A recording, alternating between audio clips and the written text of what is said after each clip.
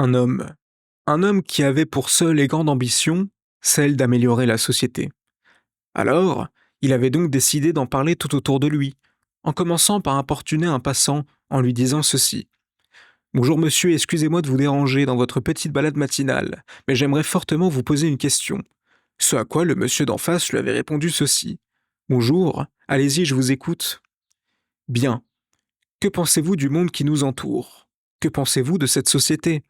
Que pensez-vous de cette politique? Que pensez-vous de ce qu'on aurait pu faire de mieux?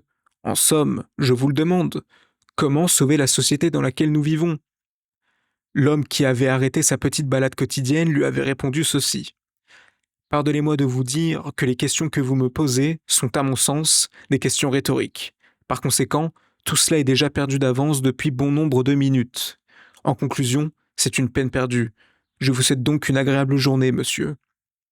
Suite à ces dires, l'homme importuné dans sa balade se remit à flâner.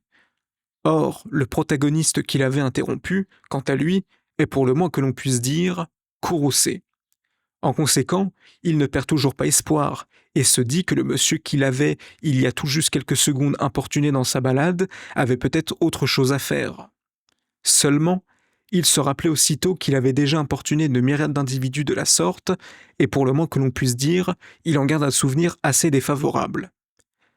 Suite à toutes ces péripéties, le protagoniste, lui aussi, reprend donc sa route et commença à faire un soliloque en disant ceci. Tout cela me semble complètement loufoque. Je sais bien que chacun a sa vérité et que par conséquent, je ne puis changer cette dernière, mais tout de même. Nonobstant, là où cet antagoniste a sûrement raison et que tout est déjà perdu. Dès lors, me voilà contristé. À moins que, il me reste une solution. Laquelle?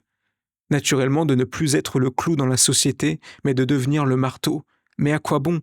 Comme le disait Romain Gary dans son livre intitulé La promesse de l'aube, la vie est pavée d'occasions perdues.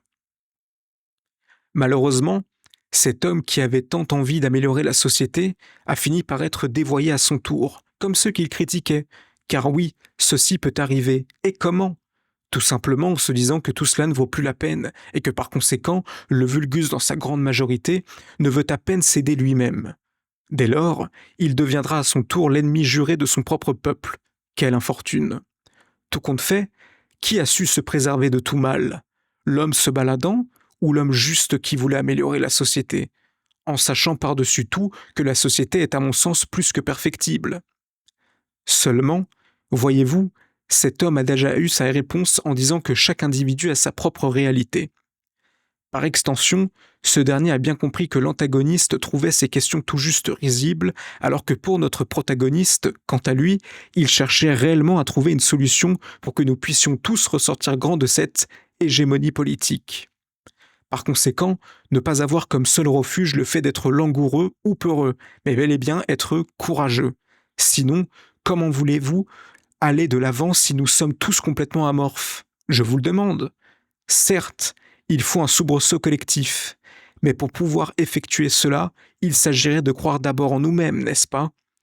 Une fois ceci effectué, dès lors, la clé du succès réside dans l'espérance de chaque individu afin d'améliorer le monde.